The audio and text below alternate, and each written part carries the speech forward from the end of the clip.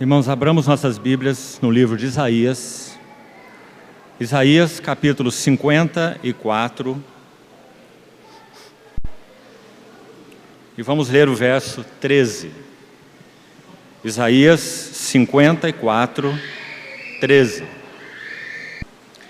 Todos os teus filhos serão ensinados do Senhor, e será grande a paz de teus filhos. Todos os teus filhos serão ensinados do Senhor, e será grande a paz de teus filhos. Vamos lembrar que essa palavra ensinados é a mesma palavra do capítulo 50 de Isaías, uma folha atrás. Isaías 50, verso 4. Um dos cânticos do servo, que dizem respeito ao Senhor Jesus, profeticamente, em que é dito assim, Isaías 50, 4. O Senhor Deus me deu língua de eruditos. Essa palavra eruditos é a mesma palavra hebraica traduzida como ensinados, no capítulo 54 que lemos, verso 13. E o significado exato do termo no hebraico é discípulos. Então, Isaías 54 diz: o Senhor Deus me deu língua de discípulos. Interessante essa tradução usando a palavra eruditos, porque na verdade, todo erudito, então, segundo essa menção de Isaías, não é exatamente aquele que tem conhecimento de tudo, essencialmente falando, mas sim aquele que tem um coração de discípulo. O Senhor Deus me deu língua de discípulos. No final do verso ainda, verso 4, desperta-me o ouvido, mesmo verso, Isaías 54, para que eu ouça como os eruditos, mais uma vez, para que eu ouça como os discípulos, ou aqueles que aprendem. Agora, esse verso de Isaías 54, 13, que lemos, todos os teus filhos serão discípulos, aqueles que aprendem do Senhor, e será grande a paz de teus filhos, é citado pelo apóstolo João. Vamos ler, Evangelho de João, capítulo 6, verso 44, João 6, 44 e 45. O Senhor Jesus disse assim: ninguém pode vir a mim, se o Pai que me enviou não o trouxer. Aqui a ideia é atrair. E eu o ressuscitarei no último dia.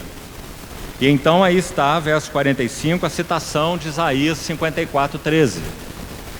Está escrito nos profetas, e serão todos ensinados por Deus.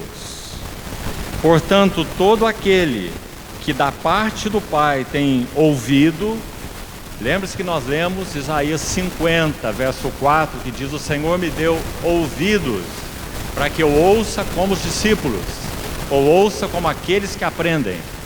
Então aqui nosso Senhor está dizendo: todo aquele que da parte do Pai tem ouvido, assim como o servo do Senhor, de Isaías 50, nosso Senhor Jesus, é aquele que tem ouvido de discípulo, ou ouvido que aprende. Todo aquele que da parte do Pai tem ouvido e aprendido, esse vem a mim. Então nosso Senhor está aqui claramente interpretando, aplicando, contextualizando na realidade dele mesmo como servo do Senhor e daqueles que aprendem do Senhor, pois ele diz: todo aquele que o Pai então atrai, que o Pai traz a mim, esse então aprenderá do próprio Pai. Por que lemos esses versículos? Finalmente vamos a Salmo 32, apenas o título desse salmo. Veja que esse salmo tem um cabeçalho inspirado. Certamente você sabe que as letras em negrito, que encabeçam e subdividem trechos na sua Bíblia, não fazem parte do texto inspirado. Os negritos, que subdividem textos segundo a divisão do tradutor. Mas todos os cabeçalhos dos salmos, que não estão em negrito, e são muitos salmos, assim, vamos ver, sim, estes são inspirados. Então veja o título do Salmo 32. Está escrito: de Davi, Salmo didático. Buscando entender do Senhor o encargo para esse tempo de comunhão, mais uma vez, em sequência, é a quarta vez que estamos juntos esses 4 últimos anos. Sabemos que esse encontro particular teve algo realmente de atípico, porque seriam outros irmãos que deveriam estar aqui. E na provisão do Senhor, esses 2 cooperadores, um já está no descanso do Senhor e outro, por circunstâncias familiares, não pôde estar com os irmãos. E confiamos então nos arranjos do Senhor, que nos proveu de alguma maneira então esse 4º tempo, 4º ano seguido em que estamos juntos, e buscando diante do Senhor qual seria o encargo da parte dele, algo do seu coração, da sua mente para esse tempo. Teremos 5 tempos de comunhão na palavra, que estão sob minha responsabilidade. Então, amados irmãos, esse tema relacionado aos salmos didáticos foi a carga que o Senhor colocou em meu coração. Interessante que desde que eu era jovem, essa expressão dos salmos, que não está em todas as Bíblias por erro, pois deveriam estar, pois falamos, esses cabeçalhos que não estão em negrito, são sim parte do texto inspirado, e que infelizmente algumas traduções não contêm. Então, há 14 salmos que recebem o epíteto, esse títulozinho na parte superior, de masquil. Você vai ver aí talvez uma tradução para o português, M-A-S-Q-U-I-L, masquil. A palavra hebraica, a pronúncia dela é masquil, que simplesmente significa salmo didático. Agora, por que é importante estudar esses salmos?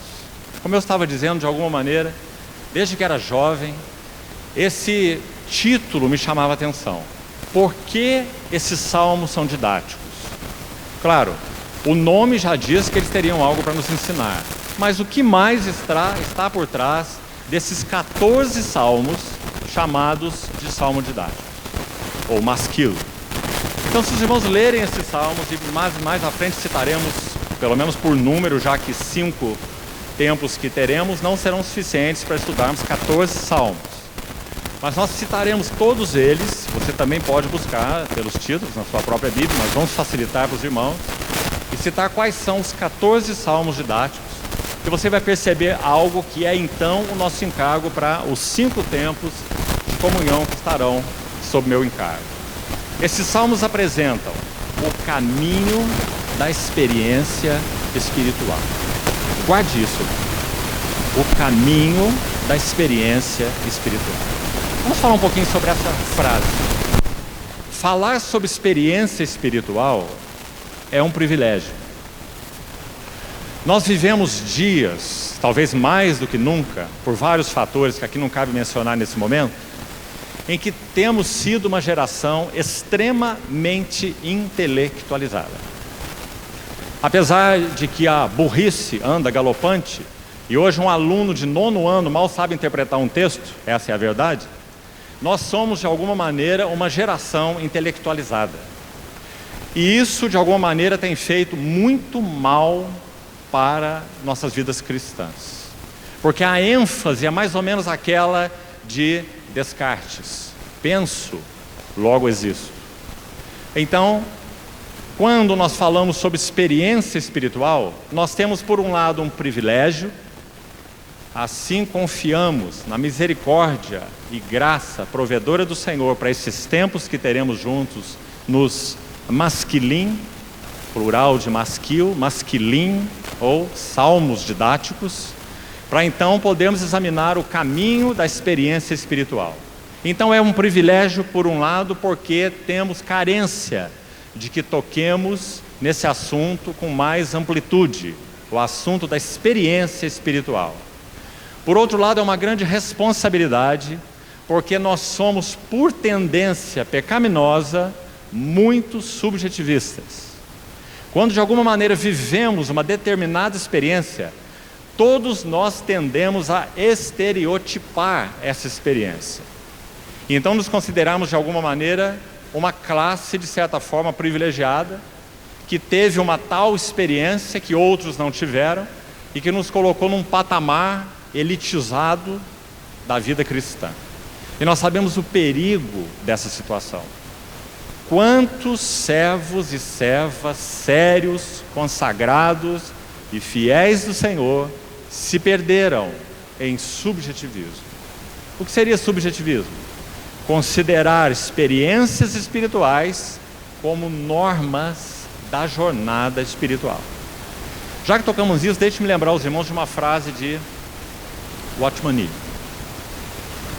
Toda experiência espiritual, qualquer que seja, que não nos acrescente algo mais da visão e do entendimento das glórias da pessoa e obra do Senhor Jesus, são espúrias. Me permitam repetir por causa da importância. Toda e qualquer experiência espiritual que não nos acrescente algo mais da visão, da compreensão, do entendimento das glórias da pessoa e obra do Senhor Jesus, são espúrias. Então devem ser consideradas de pouco ou nenhum valor. Queridos irmãos,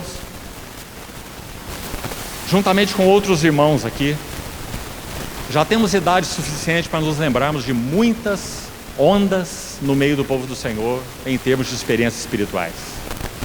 Unção do cai-cai, unção do dente de ouro, unção do grudar na parede, unção do jogar o paletó, unção do riso, a chamada unção de Toronto, não é? E algumas outras coisas mais. Todas essas experiências deram em nada. Aqueles que foram os propagadores dessas doutrinas, boa parte deles já caíram espiritualmente falando, infelizmente. Sem dúvida, certamente, alguns deles pertenciam ao Senhor, talvez todos, o Senhor o sabe, se assim é. Mas o que importa é que suas vidas realmente não demonstraram consistência espiritual, da grande maioria deles. Porque basearam de alguma maneira sua jornada cristã, sua experiência cristã, seu congregar cristão nessas determinadas experiências. E me lembro há 30 anos atrás, talvez 25, 30 anos atrás, quando essa chamada unção do riso estava aí vindo do Canadá para o Brasil, a chamada unção de Toronto, e assediando aí líderes evangélicos de muitos contextos. Então alguém certa vez perguntou a um irmão que hoje já está com o Senhor, partiu para o Senhor com 90 anos de idade, e perguntaram a esse irmão o que ele achava então dessa tal unção do riso. E a resposta desse irmão foi extremamente valiosa. Escute o que ele diz: eu não sei nada sobre essa tal unção do riso, mas eu sei de uma coisa: se o Espírito Santo estivesse lá, eles não estariam dando gargalhadas, mas estariam rolando no chão em arrependimento diante da face de Deus. Então, amados irmãos, esse é o perigo do subjetivismo e das experiências espirituais que carecem de fundamento na palavra de Deus. Por que estamos colocando toda essa introdução? Porque os Maskil descrevem o caminho da experiência espiritual. Só que, irmão, não é um caminho de subjetivismo. Nós estamos tratando da palavra inspirada de Deus e escrita pelo Espírito Santo. Então, se nós temos o privilégio de ter um caminho de experiência espiritual traçado na palavra, amados irmãos e irmãs, quanto nós temos que ser gratos ao nosso Deus. Porque Ele nos traçou um caminho de experiência espiritual. E um detalhe mais. Por que nós temos 14 masquil? Há um caminho ascensional. Se o Senhor permitir ainda hoje, pelo menos esse é nosso encargo, nós já iremos estudar o primeiro masquil, que é exatamente esse que nós vemos o seu título, é o Salmo 32. Esse é o primeiro masquil. Não entraremos nele ainda, há algo mais para considerarmos de importância, como uma introdução para todos os masquil, ou masquilim, no plural, os salmos didáticos, que nós estudaremos, então ainda há considerações importantes a serem feitas. Mas escute já isso aqui. Por que o Salmo 32 é o primeiro masquil? Qual o tema do Salmo 32? Você o conhece? Certamente você o conhece. É um salmo que trata de arrependimento. Qual é o primeiro passo da jornada cristã? Há outro? O que Pedro disse no Pentecostes? Quando eles foram perfurados com a palavra de Deus, Atos 2, e Pedro está pregando, e aquelas pessoas compungidas no seu coração, a palavra literal ali é perfuradas, traspassadas no seu coração, perguntaram a Pedro e aos demais irmãos: que faremos, irmãos? E ele respondeu, primeira palavra: arrependei-vos. E cada um de vós será batizado em nome do Senhor Jesus, para a remissão dos vossos pecados, e recebereis o dom do Espírito Santo. Essa é a promessa para vós, vossos filhos que estão longe, todos que o Senhor chamar. Primeira experiência na jornada espiritual: arrependimento. E ainda no Salmo nós temos mais dois assuntos que estão conectados ao arrependimento. Então vamos nominá-los e depois vamos estudá-los mais à frente. Então, arrependimento, perdão, bem-aventurado o homem cuja iniquidade é perdoada. Assim inicia o Salmo 32. Então, arrependimento, perdão e a terceira palavra, justificação. Por que estamos usando essa palavra? Porque Paulo, em Romanos 4, vai citar o Salmo 32. Esse aí, o primeiro masquil. Paulo cita em Romanos 4, que se você conhece bem, é o capítulo sobre a justificação. Quando ele cita o exemplo de Abraão, que foi justificado pela fé e não por obras, Romanos 4, e cita esse texto de Davi do Salmo 32. Assim também Davi declara: bem-aventurado o homem cuja iniquidade é perdoada e cujo pecado é coberto. Então, arrependimento, perdão e justificação. Os irmãos estão vendo esses temas? Toda a obra do Espírito Santo em nossas vidas visa, em primeiro lugar, nos conduzir ao arrependimento. 7 cartas para 7 igrejas. 5 delas nós encontramos a exortação: arrepende-te. Apenas Esmirna e Filadélfia não ouviram essa palavra, porque Esmirna estava sofrendo em fidelidade, ser fiel até a morte da tia coroa da vida, e Filadélfia mantinha o testemunho do Senhor apesar da sua fraqueza. Todas as outras 5 ouviram do Senhor: arrepende-te, arrepende-te e arrepende-te. E esse é o tema do Salmo 32. Então, queridos irmãos e irmãs, com a ajuda do Senhor, guardem isso nos seus corações.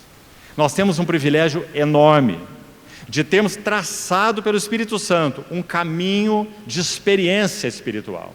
Então nós vamos ser ajudados, nós vamos ser fundamentados e nós vamos ser limitados. Por que limitados? Nós vamos poder checar com humildade aos pés do Senhor se a nossa experiência espiritual confere com o caminho da experiência espiritual traçado pelos masquilim ou pelos salmos didáticos. Os irmãos compreenderam então a beleza e a importância deles? Agora vamos ainda estudar um pouco mais essa palavra masquil. E por que ela é importante? Porque ela vai nos introduzir para todos os 14 salmos. Vamos abrir primeiro um texto para nos ajudar. Gênesis capítulo 3, verso 6. Uma observação importante aqui. Gênesis 3, 6. Aqui no livro das sementes, Gênesis, a primeira vez que aparece, obrigado, irmão, essa palavra que vamos citar agora, uma outra palavra hebraica, sakal, S-A-K-A-L, claro que está transliterada para o português, sakal.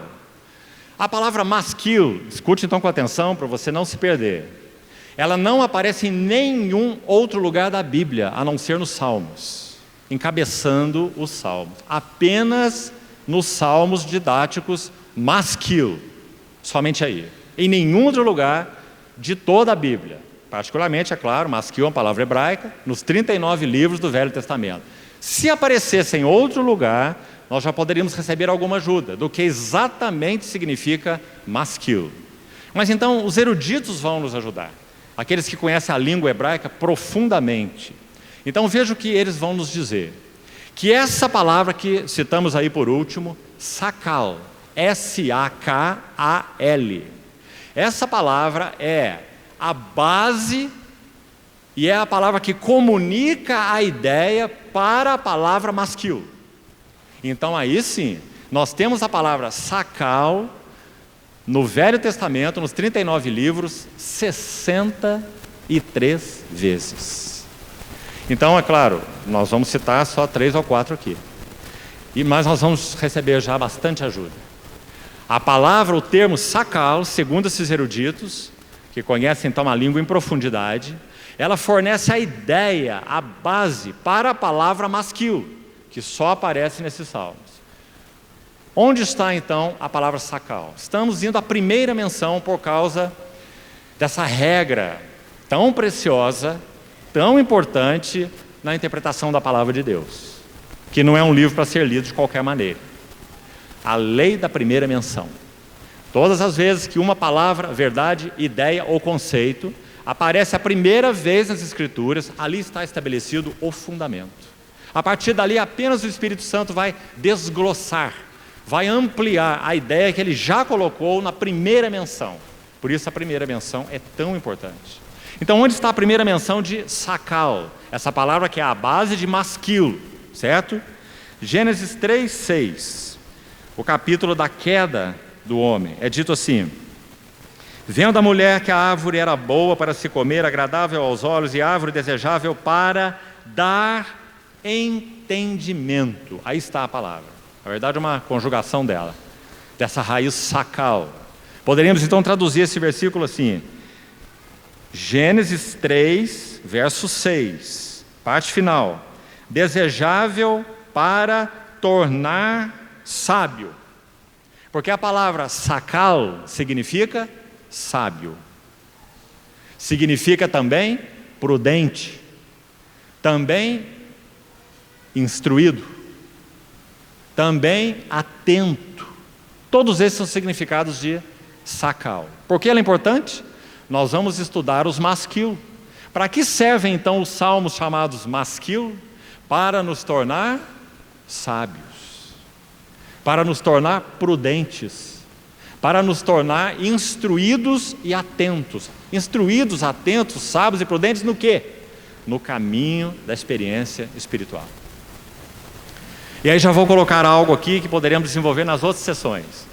Ao estudarmos esse assunto do caminho da experiência espiritual, nós também iremos abordar a batalha espiritual.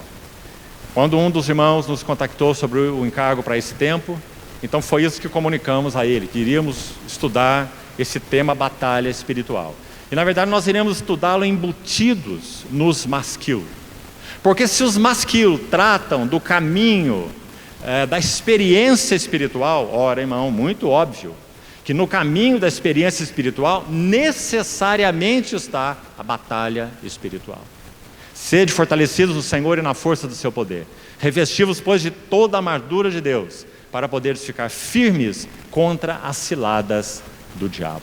Nossa luta não é contra carne, sangue e etc., como Paulo escreveu em Efésios capítulo 6. E também Pedro, em 1 Pedro 5, sede sóbrios, vigilantes, o diabo, vosso adversário, anda em derredor rugindo e procurando alguém para devorar. Resistir-lhe firmes na fé. Batalha espiritual. Então, como os masquilim não iriam nos abordar o assunto da batalha espiritual? Impossível. Porque a batalha espiritual é o cotidiano da experiência espiritual. Então, vamos seguir. Primeira menção de Sacal, voltamos aí onde estávamos, Gênesis 3:6. Dar entendimento na versão revista atualizada, ou tornar sábio. Vamos para o Salmo 2:10, apenas mais uma citação, já vamos avançar. Salmo 2:10. Essa palavra aparece de novo, são 63 menções no Velho Testamento, dessa mesma palavra. Estamos destacando aqui o Salmo 2, por causa da maneira como João Ferreira de Almeida traduziu aqui, nesse versículo. Então olha aí, por favor, Salmo 2:10. Agora, pois, ó reis, sede prudentes. Viu aí? Aí está na edição revista atualizada de Almeida. Prudentes. Essa é a tradução da palavra sacal. Então, sacal significa sábio, significa instruído, significa atento, significa também prudente, como os irmãos estão vendo aí. Mais um exemplo, exatamente do salmo que vamos estudar, o Salmo 32, o primeiro dos masquil, ou dos salmos didáticos, que, como falamos, menciona o arrependimento, perdão, justificação. Aí está uma conjugação da palavra sacal no verso 8, Salmo 32:8. Também nessa versão que está sendo usada, é dito, instruir-te-ei, instrução. E aí está uma conjugação da palavra, de novo, sacal. Então, sacal significa instruído, instrução, sábio, prudente, atento. Todas essas traduções você vai encontrar aí para o sentido dessa palavra. Finalmente, uma última menção que nos interessa muitíssimo, queridos irmãos e irmãs, por causa do tempo em que nós vivemos como igreja do Senhor hoje. Abra, por favor, no livro de Daniel. Daniel, capítulo 12. E vamos ler com atenção os 3 primeiros versos. Daniel, capítulo 12. Obviamente, Daniel está se referindo ao tempo de angústia do fim. Esse tempo exatamente que nós vivemos. Então, veja o que diz esse texto importante. Nesse tempo se levantará Miguel, o grande príncipe, o defensor dos filhos do teu povo, e haverá tempo de angústia. Nas palavras de Mateus, nas palavras do Apocalipse, esse é o tempo de grande tribulação, o tempo de prova final, em que estamos aí às portas. Haverá tempo de angústia, qual nunca houve. Então está muito claro, por esse qual nunca houve, que é o tempo que o Senhor se referiu.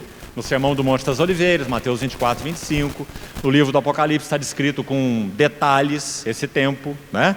Então aqui não nos cabe entrar em detalhes sobre isso e nem é necessário, é muito evidente para todos nós. Tempo de angústia qual nunca houve, desde que houve nação até aquele tempo.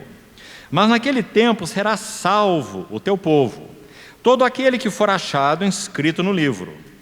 Muitos dos que dormem no pó da terra ressuscitarão, uns para a vida eterna e outros para a vergonha e horror eterno. Você vê?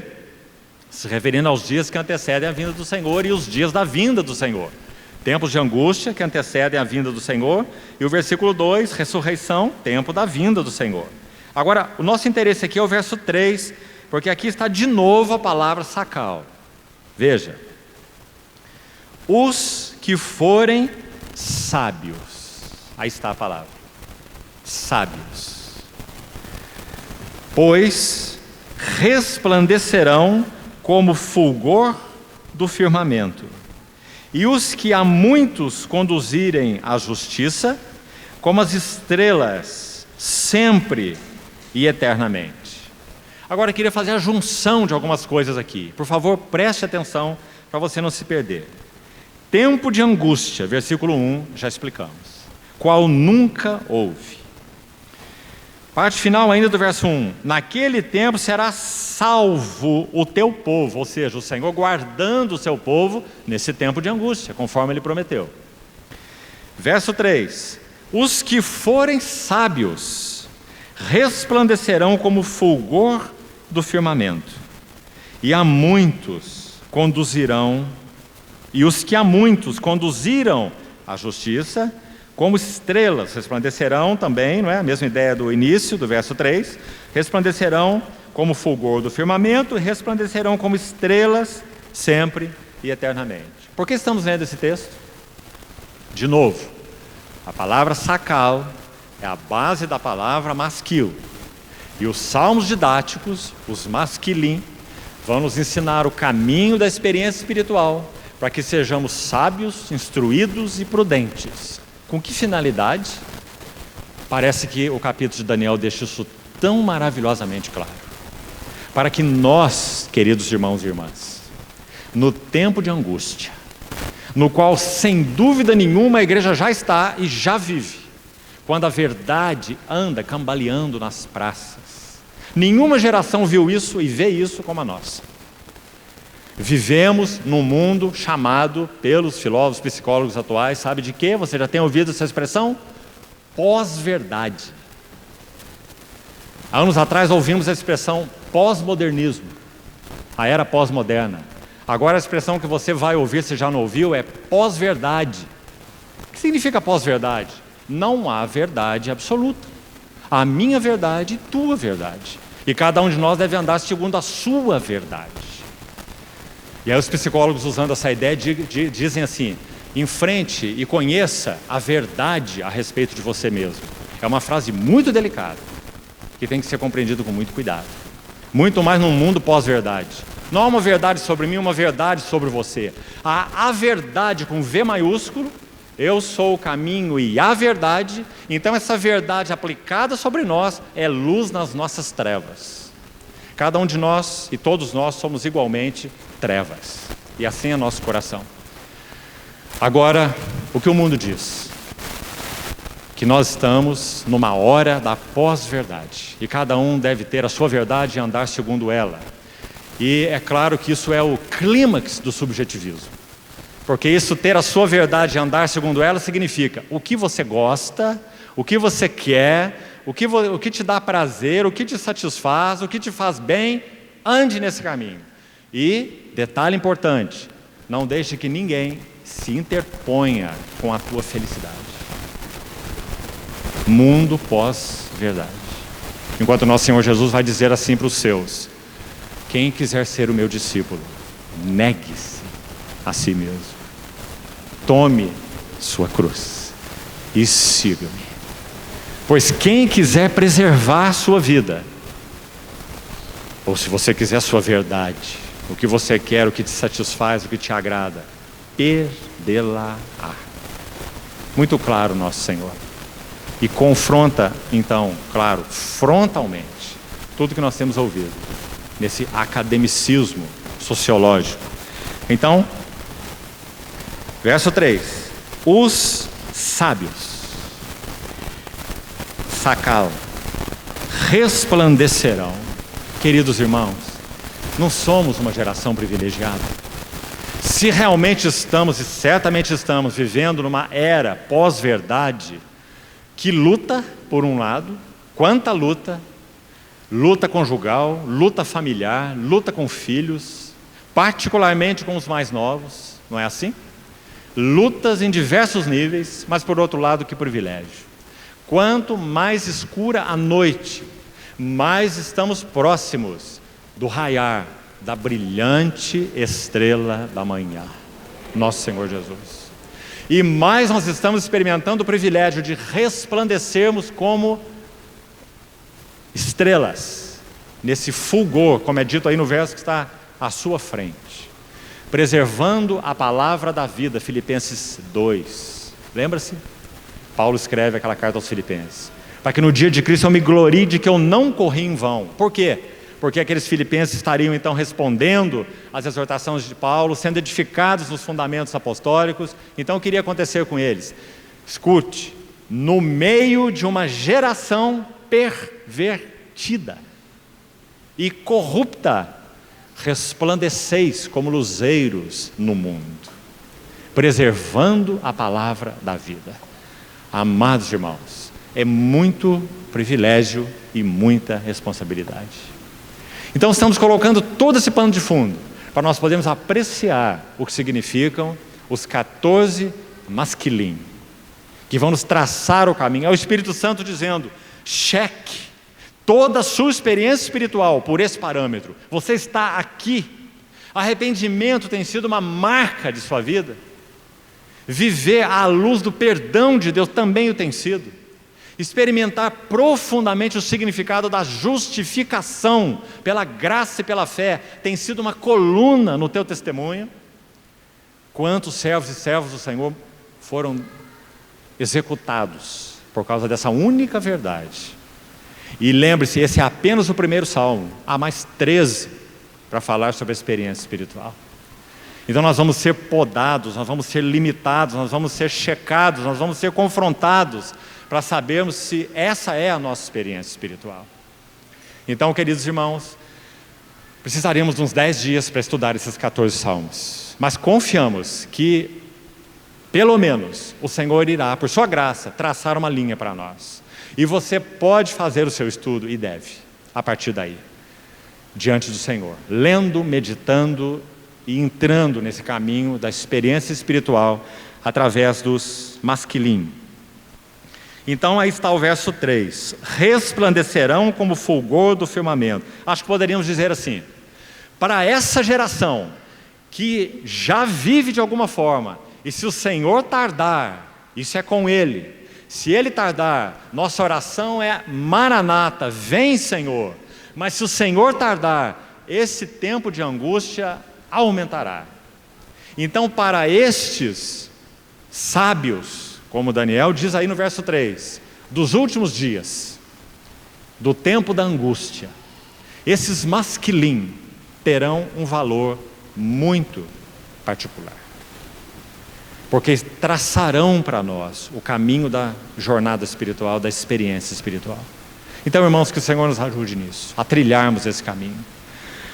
Ainda, antes de entrarmos no Salmo 32, deixa eu reforçar ainda essa introdução. Não sei se você já ouviu falar de um tremendo erudito bíblico australiano chamado Gerhard van Groningen.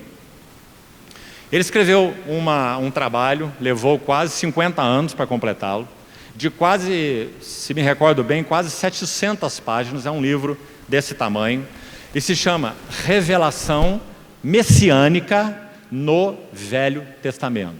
Uma obra de arte, maravilhoso. E esse irmão vai tomar todas, absolutamente todas, as passagens do Velho Testamento que são messiânicas. Sejam elas tipos messiânicos. O que é um tipo messiânico? José, Abraão, Isaac, são tipos messiânicos. Ou seja, símbolos: água da rocha, maná, mar vermelho, cordeiro, sangue, etc. e etc. Todas as passagens que de alguma maneira sejam personagens, tipos ou símbolos que apontam para o Messias. Por isso esse título, Revelação Messiânica no Velho Testamento. Os cânticos do servo, por exemplo, ele estuda todos os cânticos de Isaías, cânticos do servo, maravilhoso. Por isso estou reforçando aqui a indicação dessa obra para aqueles que gostam de estudar a palavra. Gerhard van Groningen, Revelação Messiânica do Velho Testamento. Então escute o que esse irmão diz sobre os masquil, o salmo didático. Preste atenção. Ele coloca assim: um salmo que é indicado como masquil é considerado, em geral, didático. Escute agora: oferecendo ensino à medida que alguém medita em seu conteúdo. Por isso, salmo didático, não é? Ele vai oferecer ensino, não é apenas um salmo de devoção. Aí você poderia dizer: todos os salmos oferecem ensino. Não. Essencialmente, todos os salmos são devocionais. Por isso o nome salmos. São poéticos, é fruto de devoção do coração. João Calvino disse assim: o livro dos salmos, 150 salmos, Calvino os interpreta de modo cristocêntrico, todos os 150. Ele diz: os salmos são tão maravilhosos porque eles têm capacidade como nenhuma outra parte das Escrituras, de tocar, segundo as palavras de Calvino, as cordas mais profundas do coração humano. Por quê? Porque os poetas colocam em cânticos aquilo que experimentaram em sofrimento. Esse é o motivo. Então, os salmos são particularmente devoção, adoração, rendição a Deus. Agora, os masquil, mais que isso. Os masquil são ensino. Então, de novo, o que esse irmão disse. Masquil é considerado em geral didático e oferece ensino à medida que alguém medita no seu conteúdo. Viu então a importância desses masquilim? Vamos então citar quais são eles, para que os irmãos possam fazer, inclusive, estudo posterior, já que não teremos tempo para os 14. Então vamos lá. O primeiro é o Salmo 32, que já citamos, e coloca então a base. Lembre-se da lei da primeira menção. Se o 32 é o primeiro masquil, ele vai colocar o fundamento. Qual é o fundamento da experiência espiritual? Arrependimento, perdão e justificação. Eu já me arrependi, eu já fui perdoado, eu já fui justificado. Se você pensa assim, cuidado, irmão. Certamente você já foi justificado. E certamente você já arrependeu, já foi perdoado inicialmente. Mas arrependimento, perdão e o gozo da justificação são experiências perenes. Por isso o crescimento na experiência cristã e na jornada cristã, ele não é simbolizado assim, como uma jornada reta, você sabe. Ele é simbolizado assim, como um redemoinho transformador. Deus, do meio de um redemoinho, falou a Jó.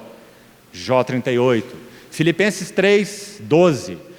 Prossigo para o alvo, para o prêmio da ascensional, soberana, vocação de Deus em Cristo Jesus. Paulo.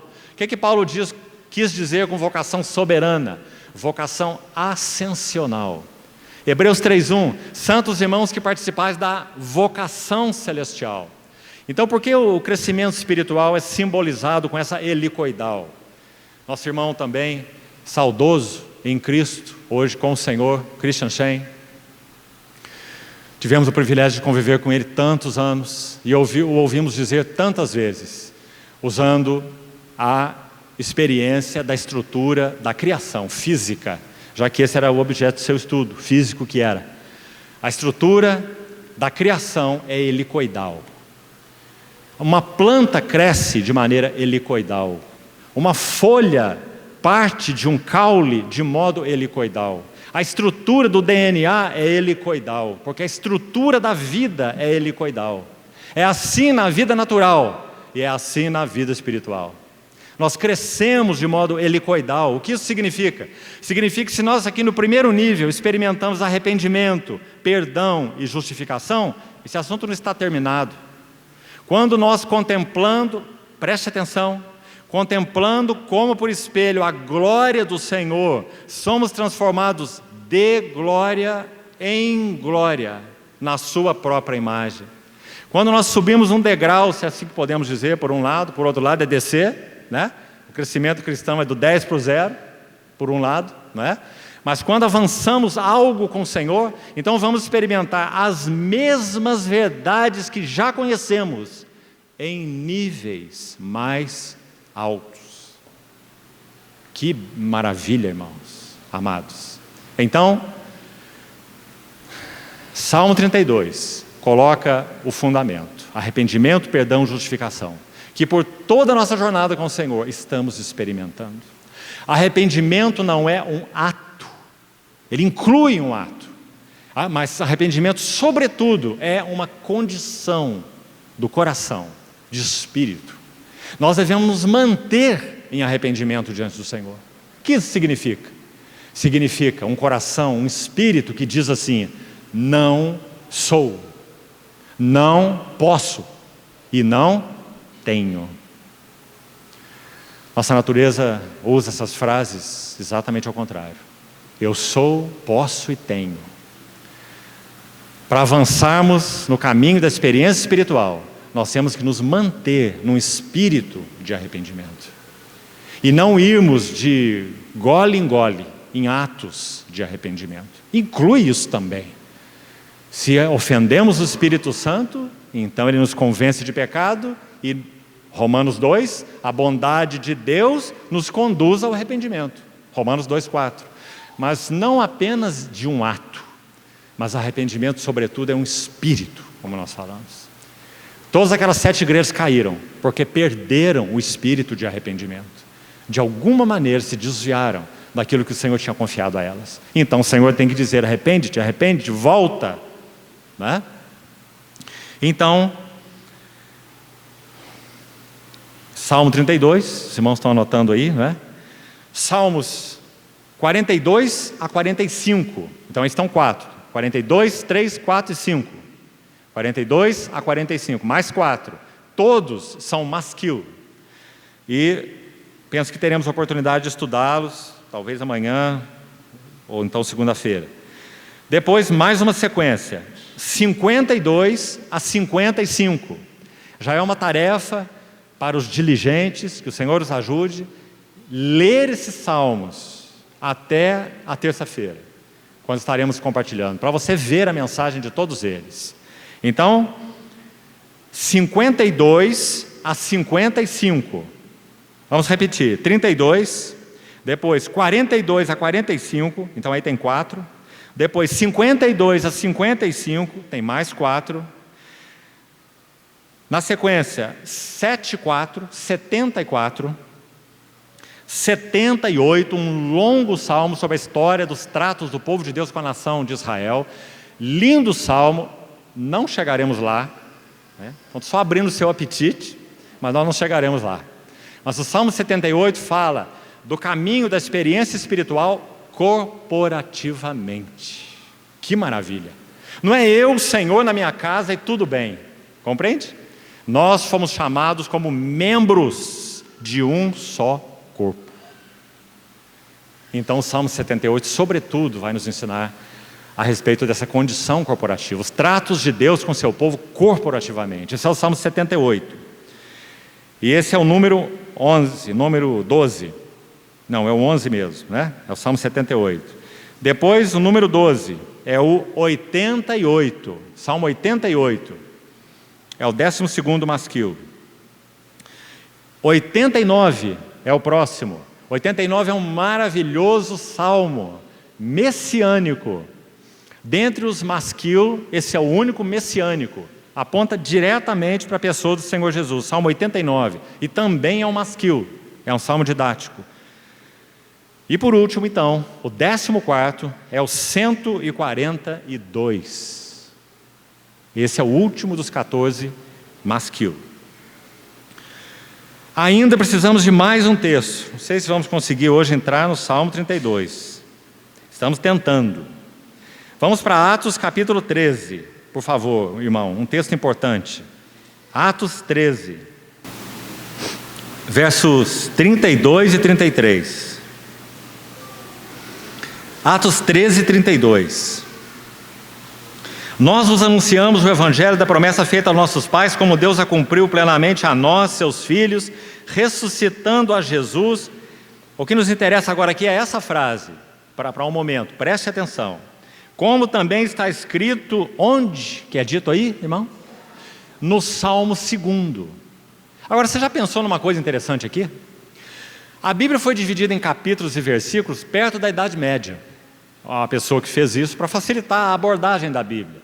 Isaías capítulo tal, versículo tal, e facilitar encontrar aquele ponto, aquele texto. Não é inspirada a divisão da Bíblia. Você também certamente sabe disso, né? Apenas para utilidade ela foi dividida em capítulos e versículos. Agora, os salmos contêm algo diferente. E você está vendo nesse versículo. Paulo está dizendo, isso que aconteceu então, Deus operando o seu poder e ressuscitando a Jesus, é para se cumprir o Salmo 2, ou Salmo 2. Mas acontece que os livros não tinham sido divididos nem em capítulos nem em versículos nessa época. O que isso está nos ensinando? A divisão dos salmos é inspirada. O livro dos salmos, 150 salmos, são compostos de 5 livros. Cada um deles tem um tema. Homem, redenção, terra, templo, terra e palavra. São as ênfases dos 5 livros dos Salmos que compõem um só Salmos, como nós temos de 150 Salmos, mas são 5 livros. Eles foram arranjados soberanamente pelo Espírito Santo, ou seja, o Salmo 1 não poderia estar no lugar do 8, nem do 20, nem do 150. O Salmo 1 teria que estar no 1, e o 2 teria que estar no 2. Por isso, a narrativa de Lucas, aí em Atos, se referindo à pregação de Paulo, ele disse, o Salmo 2. Isso aí é que é importante para nós. A ordem dos Salmos é inspirada. Agora, no que é importante?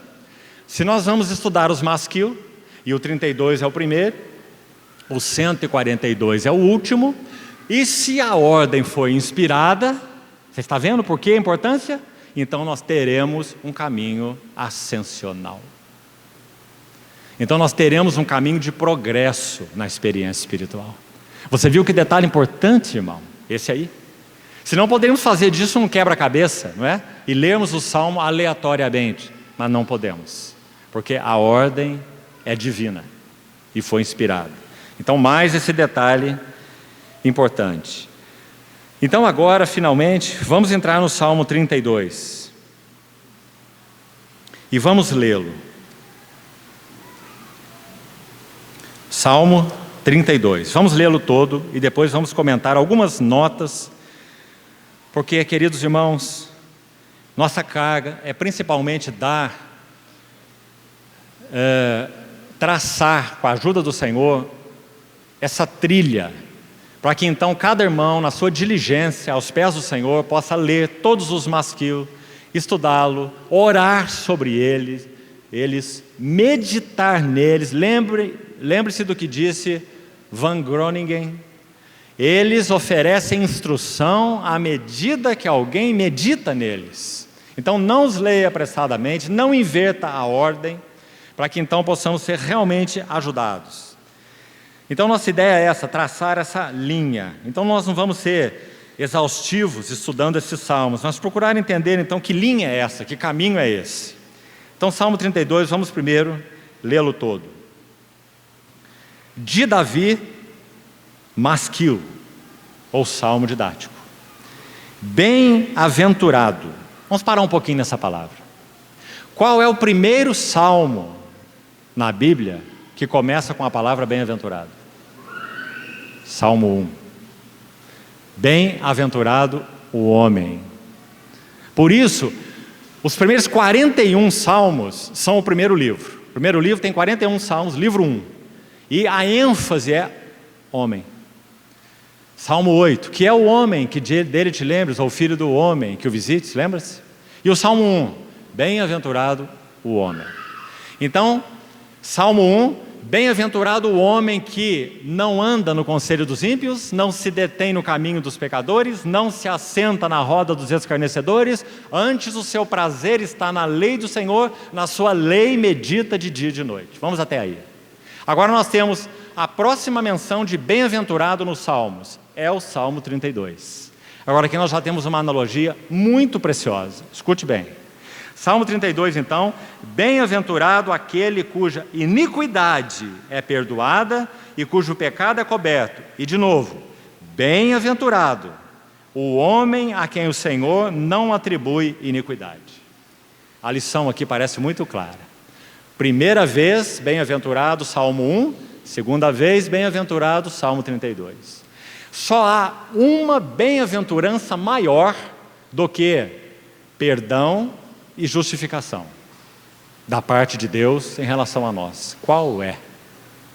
Andar de modo santo e agradável a Deus.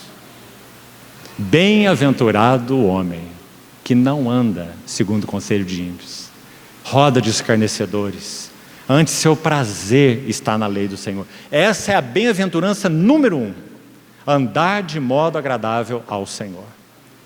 Agora o que João vai dizer no seu livro?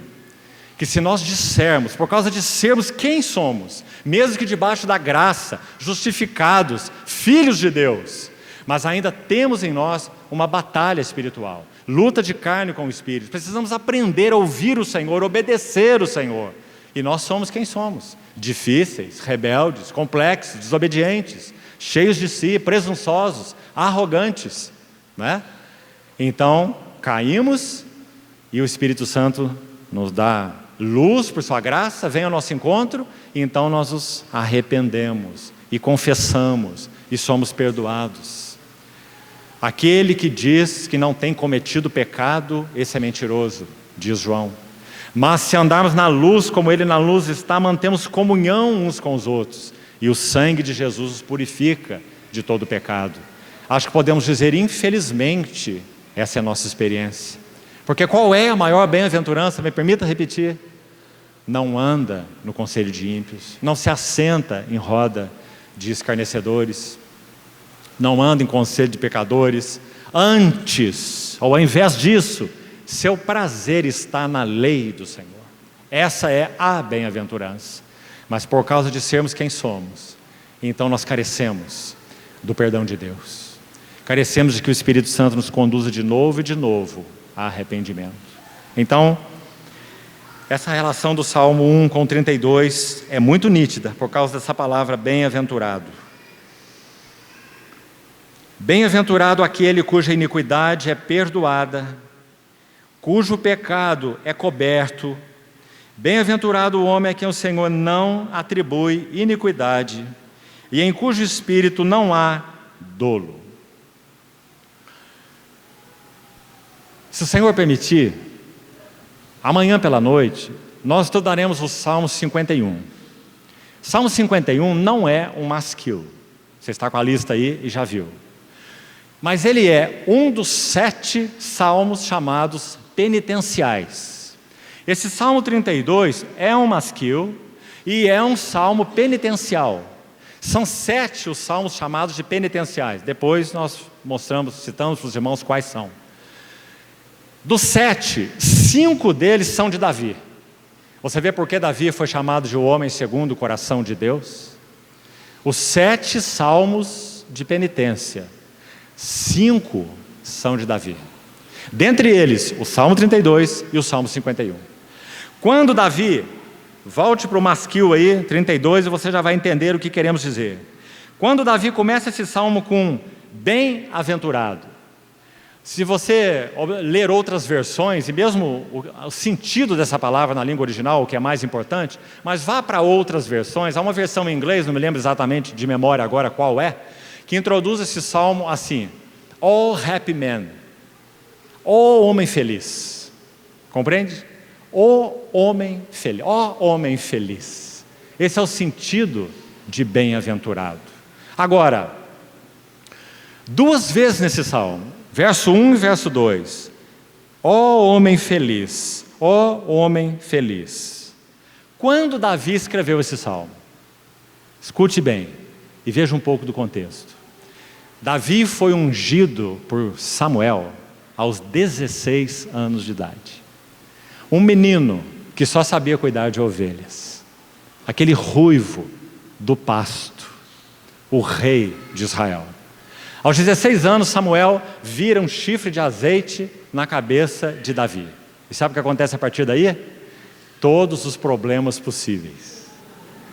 Antes disso, ele estava no pasto e ele escreveu salmos maravilhosos, entre eles o Salmo 29, falando da criação de Deus, do poder de Deus. Ele via chuva, ele via relâmpago, ele via ventania, ele via os animais que queriam comer as ovelhas, e ele lutava com os animais.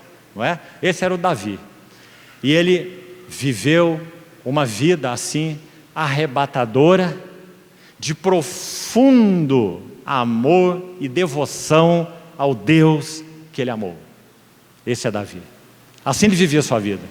E assim ele escreveu aqueles salmos maravilhosos, dentre eles esse que eu citei, Salmo 29. A voz do Senhor é poderosa, a voz do Senhor quebra os cedros. O que será que Davi estava vendo? Quem sabe tempestades com raios vindo do céu, quebrando árvores no meio, não é? Porque ele era um homem do pasto, um homem das ovelhas. Então ele compara aquilo com a voz do Senhor. E ele vai dizer: a voz do Senhor faz dar cria às corças. Quantas vezes será Davi viu isso? Não é? No seu templo, tudo diz glória. Que templo que Davi contemplava? Os céus proclamam a glória de Deus e o firmamento anuncia as obras das suas mãos. Esse era Davi. Mas o dia que Samuel olhou todos aqueles homens bonitos, altos, fortes, que se apresentaram os filhos de Jessé como o próximo rei. E então Samuel disse que nenhum deles estava qualificado. E veio Davi do pasto. E Samuel derrama o chifre de azeite sobre Davi, com 16 anos de idade. Agora Davi terá 14 anos à sua frente. E sabe no que ele se especializou depois dessa unção? Desviar das lanças de Saul. Ele se tornou acrobata, porque Saul queria destruí-lo, matá-lo. 2 vezes Davi teve a oportunidade de matar Saul. Não é? O que ele fez? Numa das vezes ele tocou com a sua espada na orla do manto de Saul. E insuflado pelos seus valentes, essa é a hora. Deus é soberano, Deus arranja circunstâncias. Ele pôs Saul aqui e ele o deu nas tuas mãos. Acaba com ele e assenta no trono. Isso é que os homens dele diziam, os chamados valentes de Davi. E ele tocou em Saul na primeira vez, mas ele era tão sensível a Deus, que o texto tão lindo de Samuel diz que sentiu bater-lhe mais forte o coração. Que sensibilidade, irmãos. Então ele não pôde tocar naquele que era o ungido do Senhor, porque trono, autoridade, governo, domínio, não é um assunto de Davi, e nem de Saul, é um assunto de Deus. Então se foi Deus quem enviou Samuel o profeta, para colocar aquele óleo na cabeça de Davi, o assunto de reino, o assunto de governo, o assunto de unção é com Deus, não é com homens. Então Davi deveria aguardar aquele tempo. Então, 14 anos.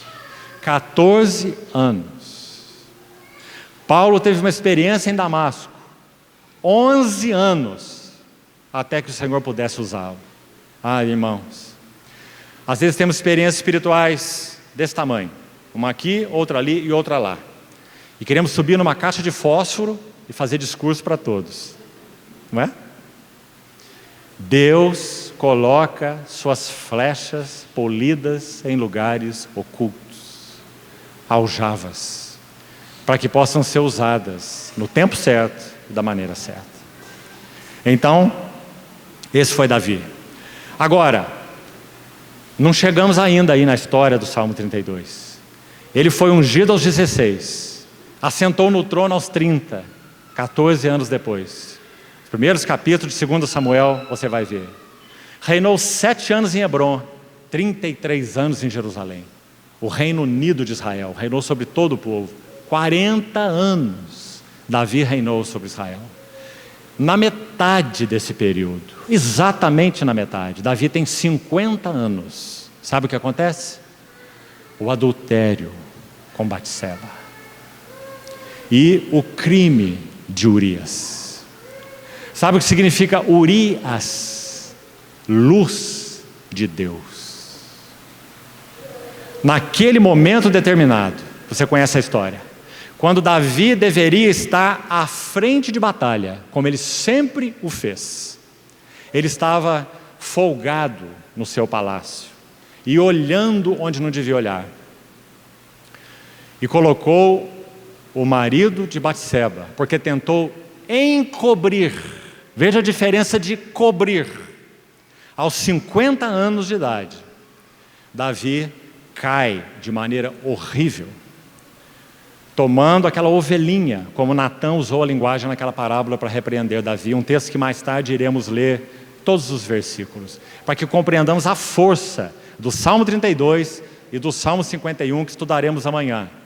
E embora não sendo um masquil, não há como estudar o Salmo 32 sem o 51, porque eles são exatamente do mesmo contexto. Então, preste atenção aí. Davi escreve o Salmo 32 depois do Salmo 51. Por que nós sabemos? Amanhã estudaremos o outro e você vai ver, mas já guarde essa ideia aí para você meditar. O Salmo 51 é um canto de lamento, de dor, de angústia. E nós precisamos estudá-lo, porque nós somos, de modo geral, levianos com o pecado. Mas o Salmo 32 é um cântico de livramento. Avance um pouquinho nesse salmo, olhe para a sua Bíblia. Olha o verso 7. Salmo 32, 7. Tu és o meu esconderijo, tu me preservas da tribulação e me cercas de alegres cantos de livramento. Está vendo? Então acho que essa palavra resume muito bem o Salmo 32. É um canto de livramento. Agora, antes dele vem o Salmo 51. Salmo 51 é um canto de lamento. Como ele começa? Tem misericórdia de mim, ó Deus, segundo a multidão das tuas compaixões, das tuas benignidades. Tem misericórdia de mim. Então é claro, o Salmo 51 vem antes do 32. No Salmo 32 ele celebra o fato de que ele teve sua iniquidade perdoada e seu pecado coberto. No Salmo 51 ele ainda não chegou lá, como nessa atmosfera do Salmo 32. No Salmo 51 ele está agonizando. Então, queridos irmãos, nós teríamos uma perda enorme se nós estudássemos esse Masquil 32 sem o Salmo 51, que é complementar a ele. Mas como ele é tão lindo, e sem dúvida nenhuma nós podemos dizer, todos os irmãos que estão aqui, que nós temos lido, de modo geral, esse Salmo muitas vezes, nesses anos de conversão que aí os irmãos têm. Mas queria te desafiar, amanhã, com a ajuda do Senhor, nós não vamos apenas ler esse Salmo, nós vamos estudar todas as sessões desse Salmo. E você vai ver que Salmo é esse. Você vai ver exatamente o que aconteceu naquele Salmo, ou no coração de Davi, retratado naquele Salmo. É um Salmo profundo. É um Salmo que há palavras chocantes e, por outro lado, magníficas. Quando Davi fala, por um lado, do que ele receberia do Senhor. O espírito voluntário, o coração puro, e etc. Por outro lado, o lado negativo do Salmo. Não me repulses de tua presença. O que será que ele quis dizer com isso?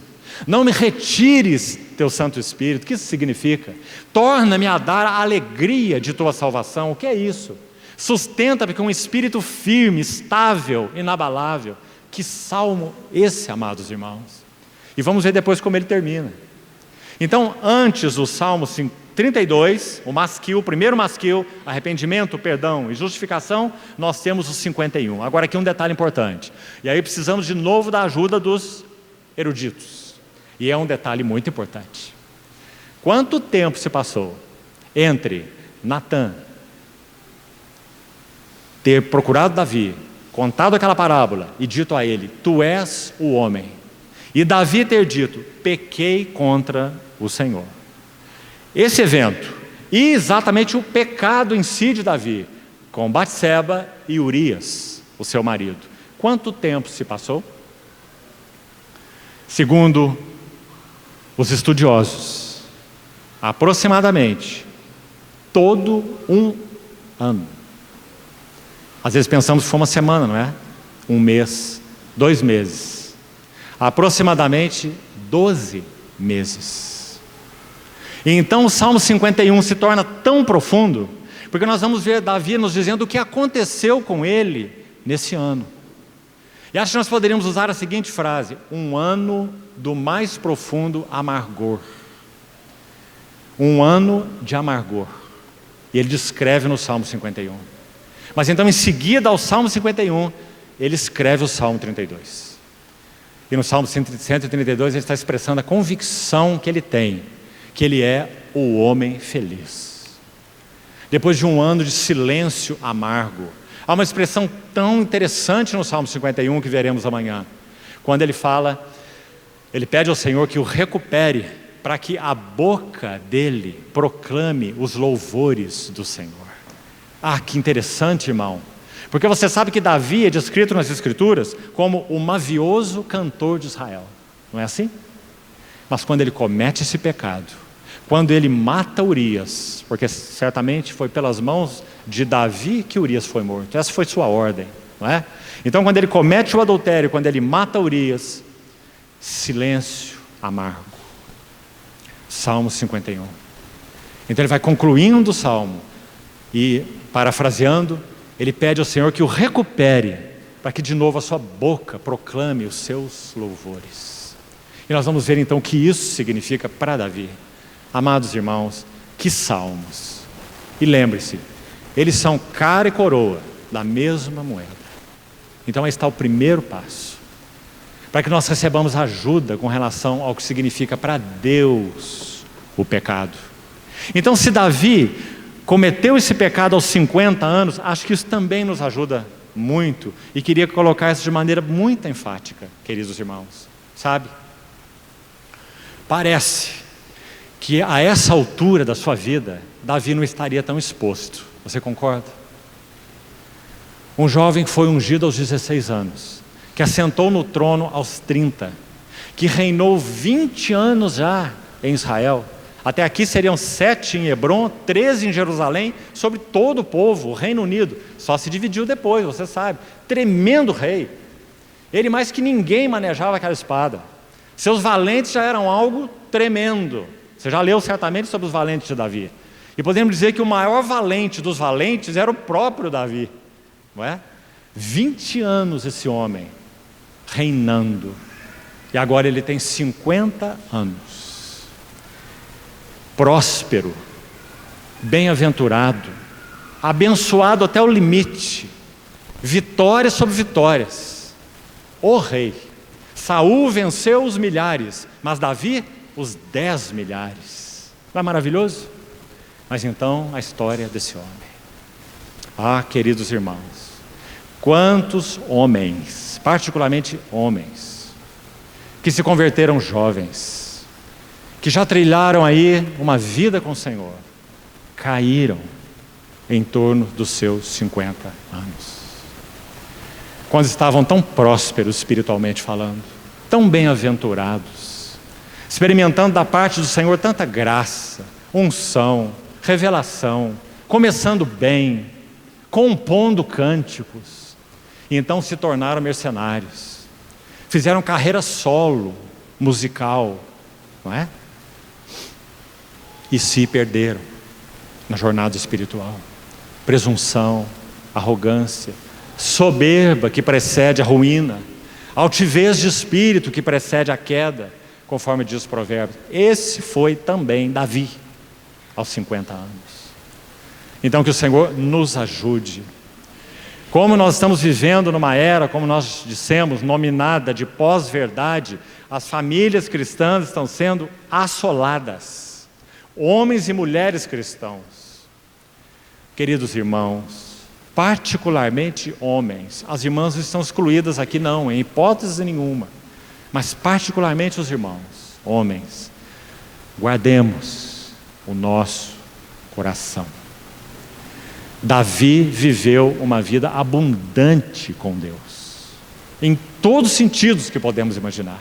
Acho que glória seria a melhor palavra para definir Davi. Davi é glória, é o homem segundo o coração de Deus. Mas ele cai de modo horrível, e ele vive um amargor de 1 ano. Trouxe Batseba para o seu palácio após a morte do seu marido. Sua ideia era o quê? Encobrir o pecado, como Adão fez com as folhas de figueira, não é? As folhas de figueira cobririam a nudez física de Adão, mas não cobririam a nudez moral de Adão, a nudez de consciência, a nudez espiritual. Então quando o Senhor apresenta no jardim, de que valeram aquelas folhas? Ouvi tua voz, tive medo e me escondi. Esse foi Davi, durante não 1 semana, não 1 mês, nem 3 meses, 1 ano. E o que ele tem para nos dizer durante esse ano? Enquanto calei os meus pecados, envelheceram os meus ossos. Consulte o significado dessa palavra na língua original, envelheceram. Sabe qual é? Apodreceram. Você acha que adultério é uma coisa qualquer, irmão? Apodreceram os meus ossos, pelos meus constantes gemidos, todo dia. Não é dia sim, dia não, e nem uma vez por semana. 365 dias aproximadamente. Gemidos, todo dia. Meu vigor se tornou uma sequidão de estio. Será que estamos tendo uma perspectiva do pecado diante de Deus? Queridos irmãos, meus cabelos brancos já são suficientes para, pela graça do Senhor, por sua misericórdia, ter acompanhado muitos casais durante muitos anos. Sabe o que acontece quando um casal cristão, um homem cristão, casado, claro, cai em adultério? Nunca o senso de arrependimento é imediato. Nunca. Sempre justificativas. Justificativas ali, justificativas aqui. Minha mulher era isso, minha mulher era aquilo, minha mulher não me satisfazia aqui, minha mulher não era o que eu esperava, e etc, e etc. Mas então, se há, e aí há um se muito grande, se houver coração honesto diante de Deus, então o processo vai se iniciar daí uns meses. Então o senso de pecado vai se aprofundar. Então essa expressão de Davi, apodreceram os meus ossos, vai acontecer. Então nós já vimos casos de homens tentando, inclusive, tirar sua vida após uma situação assim. Vimos outros agonizando diante do Senhor. Sabe por quê? Alguém já disse assim: se um servo do Senhor cai em adultério, sim, ele pode ser restaurado. Davi foi restaurado, muitos outros foram restaurados.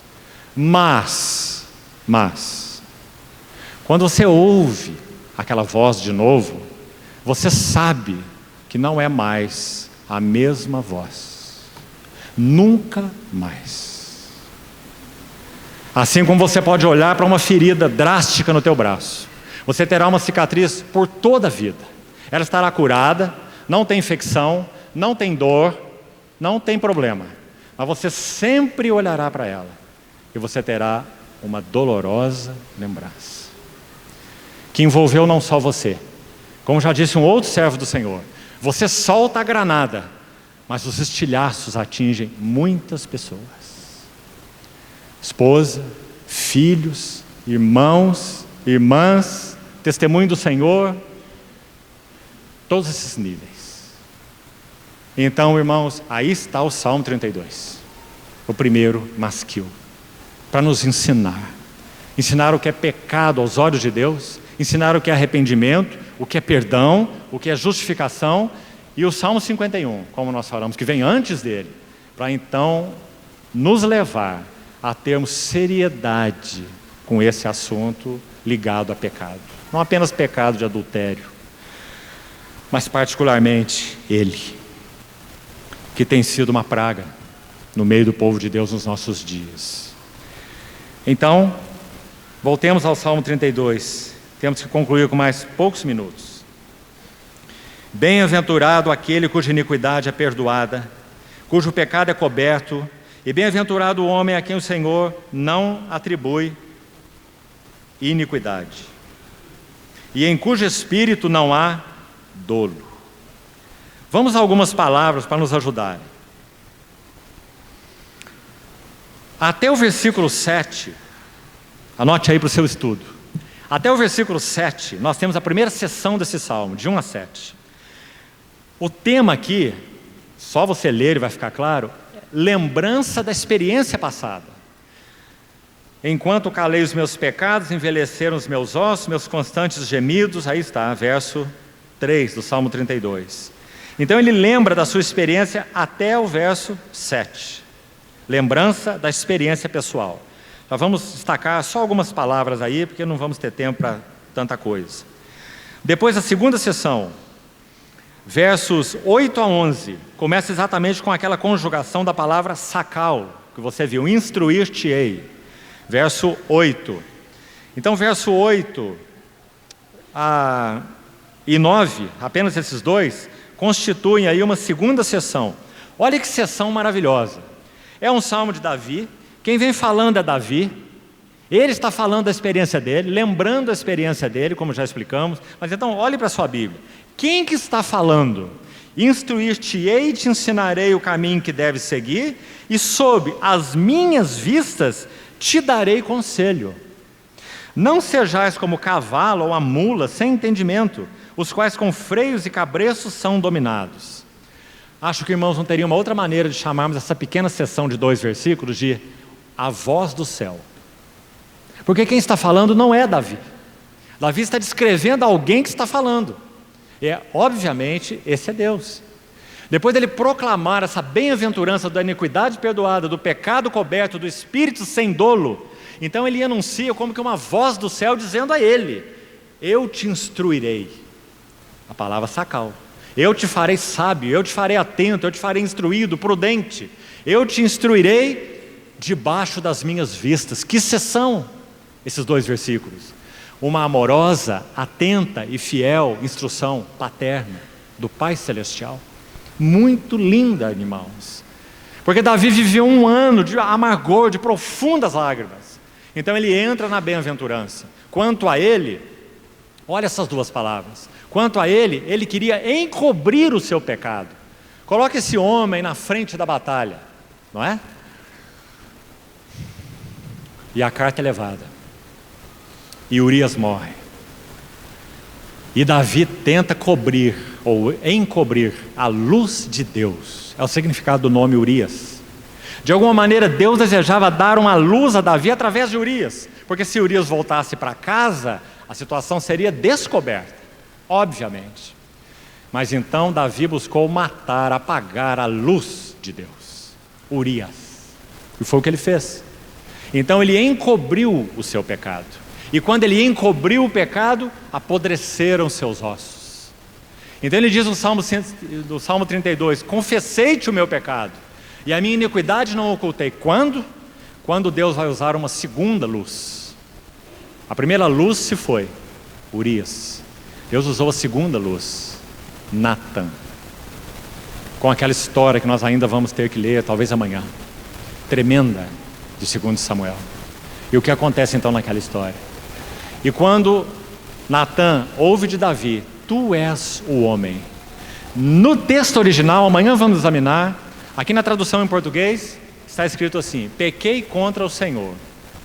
Mas na língua original, são só duas palavrinhas. Assim Davi respondeu a essa luz que veio através de Natã. Ele diz, pequei, Senhor.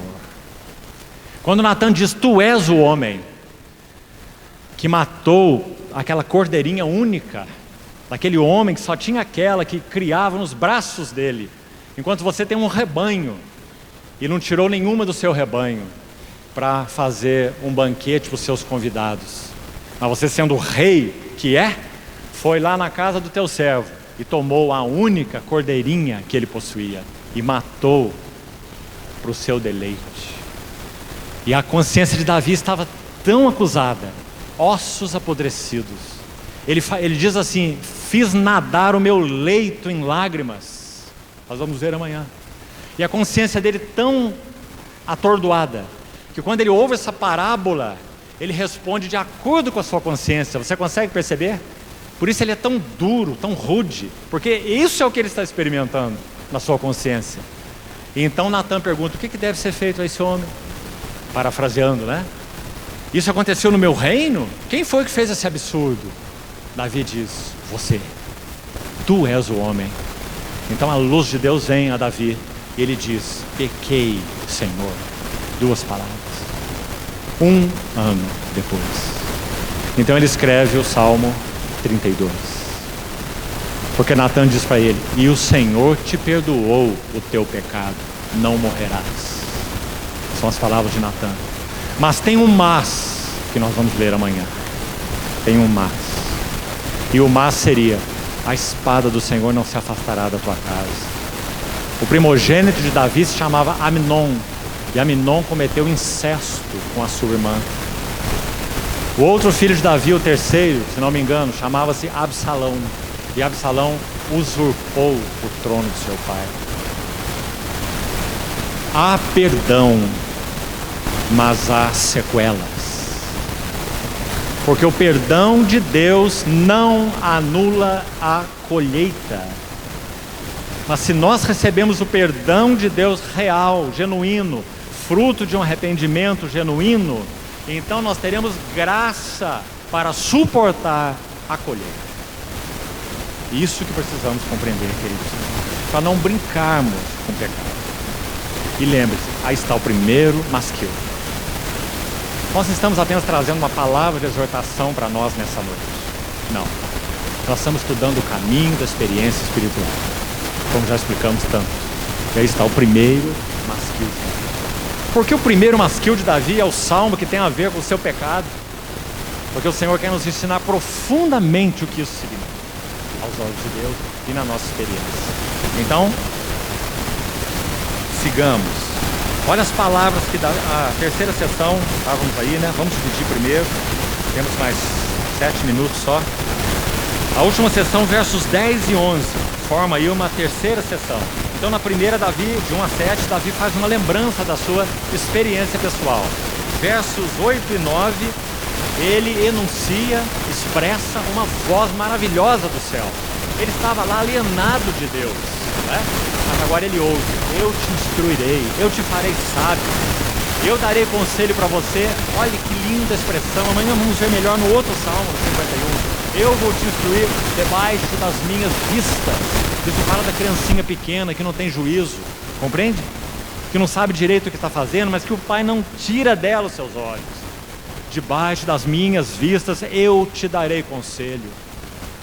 E no próximo verso, o Senhor ainda falando com Davi sobre esse coração rebelde por natureza que ele tem, e nós também.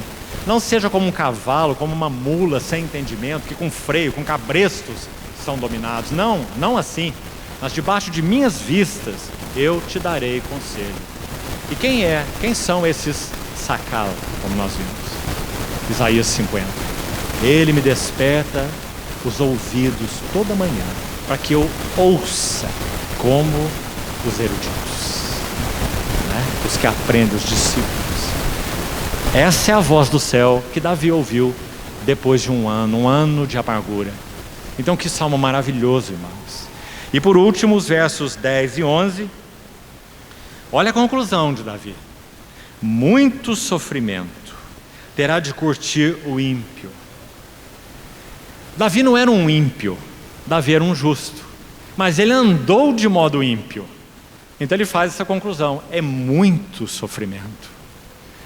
Pedro chega a dizer: é como uma porca lavada que voltou ao seu lamaçal, e um cão que volta ao vômito. Aquele que conheceu a verdade, mas colocou-a de lado de alguma maneira. Seja a verdade objetiva, a verdade doutrinária, ou seja a verdade na experiência, né? Mas o que confia no Senhor, a misericórdia o assistirá.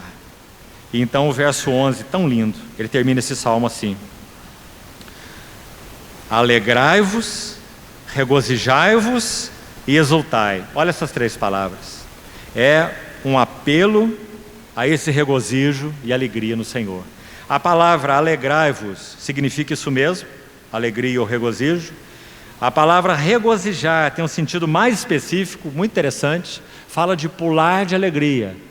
O homem que estava nadando num leito de lágrimas, agora está dizendo: pulem de alegria. E a última palavra, exultai, vai mais longe, por isso ele encadeia essas palavras. Exultai é uma palavra que significa um grito de alegria, um brado de alegria. Por quê?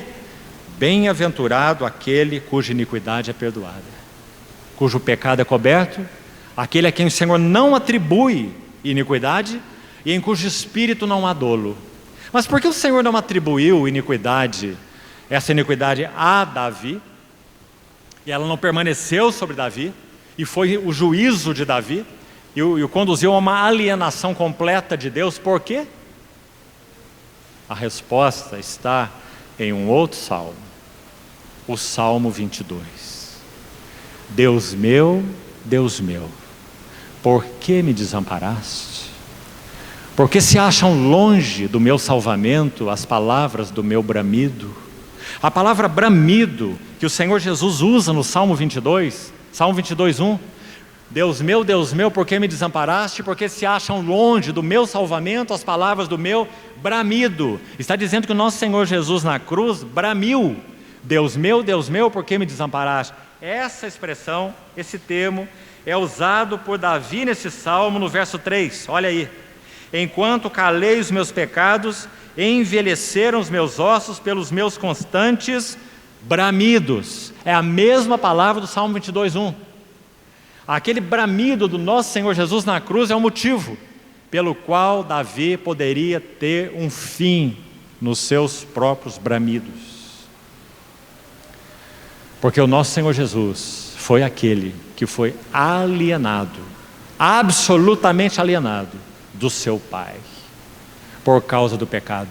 Davi encobriu o pecado, mas um dia ele descobriu, por revelação, que Deus cobre o pecado, não encobre.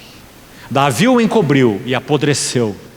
Deus o descobriu através de Natã e então o cobriu.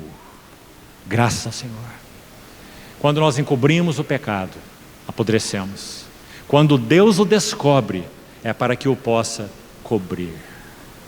Bem-aventurado o homem cujo pecado é coberto. Então, ainda precisamos terminar, porque amanhã não vamos ter tempo. Suporte um pouquinho mais. Quais são essas palavras importantes do versículo 1 e 2? Olha aí de novo, Salmo 32. Perdoada, iniquidade perdoada, localize aí. Pecado coberto, marque também a palavra coberto. Perdoada, coberto e não atribui iniquidade. Esses três. Veja o sentido. Primeiro, perdoada, sentido original. Tirar ou levantar uma carga. É isso que Davi está experimentando. Enquanto ele calou os seus pecados, uma carga pesada sobre os seus ombros. Mas agora ele está dizendo, a iniquidade foi levantada, pensando em uma carga, retirada do meu ombro. Carga retirada do ombro, é o sentido da palavra hebraica aqui para perdoada. Olha a próxima, cujo pecado é coberto. Você está vendo que Davi está fazendo aí um acúmulo de sentenças, né? Uma sobre a outra aí, mostrando o gozo, a alegria do seu perdão. Pecado coberto significa o quê? Essa palavra coberto, muito interessante. Significa embrulhar em grossas folhas uma coisa feia, que nós queremos manter absolutamente escondida. Agora, no sentido em que é usado, está muito claro, quem está encobrindo aqui não é Davi. Quem está cobrindo aqui é Deus. Deus cobrindo o pecado, por causa do precioso sangue vindouro do Senhor Jesus, né? Conforme Paulo diz em Romanos 3. Então é Deus aqui que está cobrindo, não encobrindo, não disfarçando, mas cobrindo o pecado. E qual é a ideia aí do cobrir? Embrulhar então uma coisa feia em grossas folhas, para que não seja vista de maneira nenhuma mais. Tirado das vistas. E a terceira expressão, não atribui iniquidade, não é igual a nenhuma das outras duas. Por isso, Davi acumulou termos aqui. E aqui a ideia é tirar um débito. Então olha o que Davi está dizendo. Que uma carga foi tirada do seu ombro. Uma coisa horrível foi posta longe das suas vistas. Mais do que das suas vistas. Uma coisa horrível foi posta longe das vistas de Deus. Porque Deus cobriu o pecado. E por último, Ele não atribui débito na conta. Não atribui iniquidade. 3 figuras para falar da sua experiência tremenda. E, então, finalmente,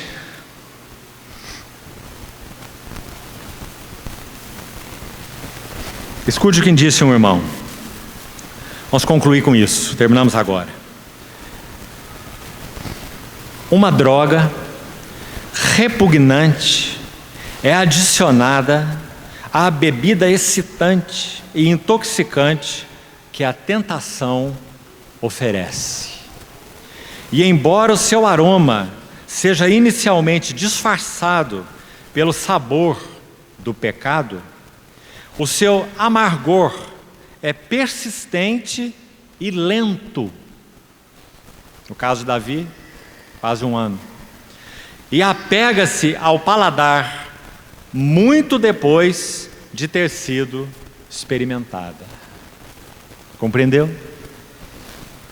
A droga empolgante e excitante da tentação é misturada com um veneno tal que, após passar o prazer inicial, essa coisa repugnante apega-se ao paladar e o seu amargor é persistente e lento, e é sentido muito tempo depois de ter sido experimentado. Irmão, creio que essa é realmente a grande lição que o Senhor quis nos dar no primeiro masquil. Isso é o que pecado significa à vista de Deus. Essa palavra amargor nessa frase desse irmão que acabamos de ler é tão significativa, sabe por quê?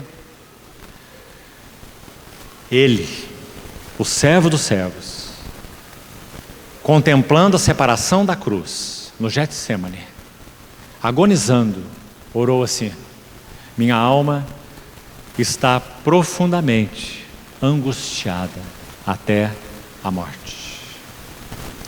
Profundamente angustiada. Separação. Nosso Senhor não pecou, mas o nosso pecado seria colocado sobre Ele. O amargor da separação. Então, poucas notas podemos abordar desse Salmo 32. Amanhã teremos que seguir, do contrário ficaremos até aqui muito tempo. Vamos para o Salmo 51, é a contraparte do Salmo 32, não é um masquil, mas é o Salmo que vai dar um passo para trás. Antes de Davi dizer, exultai, alegrai, regozijar, bem-aventurado, homem feliz, pecado coberto, vamos dar um passo para trás e vamos ver realmente o que ele tem para nos dizer no Salmo 51. Porque precisamos ser ensinados diante do Senhor nesse assunto, queridos irmãos. Se queremos ter experiência cristã genuína, nossas vidas são tão mescladas, amados irmãos, de modo geral, não é? Andamos com o pé em dois barcos, mesclados, carne e espírito, terreno e celestial, tão misturados. Precisamos tanto dessa espada afiada de dois gumes que separe em nós o que precisa ser separado. Como isso pode acontecer? Até onde andaremos cambaleando entre dois pensamentos? Como disse Josué. Então esse primeiro masquil, sem dúvida, é uma espada afiada, que vai fundo nas nossas entranhas, para nos falar de três assuntos preciosos. Arrependimento, mas também pecado, vamos colocar pecado em primeiro lugar, claro, pecado, seu significado, sua gravidade, sua penetração, suas consequências, pecado, arrependimento, perdão, justificação. Que Deus nós temos. Então, repetindo, como falamos já, Paulo não escolheu esse versículo por acaso em Romanos 4. Ele está falando sobre a beleza da justificação, de ímpios, de pecadores, de devedores, de homens e mulheres com carga no ombro, com débito na conta, como nós citamos as palavras aí do Salmo, que não tem nada o que fazer com essa carga, não podem fazer nada com esse débito. Então Paulo vai citar lá em Romanos 4, falando de justificação, citar esse versículo: bem-aventurado o homem cuja iniquidade é perdoada, e o pecado não é disfarçado, o pecado não é encoberto, mas o pecado é coberto pelo precioso sangue do Senhor Jesus. Isso é justificação. Por isso, justificados, pois, pela fé, temos paz com Deus. Irmãos, que o Senhor fale ao nosso coração. E vamos ler então o Salmo 51 amanhã, Senhor permitir, seguimos com ele passo a passo. E depois de termos feito a introdução em geral dos masquil hoje, amanhã podemos entrar direto no Salmo 51 e extrairmos mais lições daquele salmo maravilhoso. Que o Senhor nos ajude então. Vamos orar.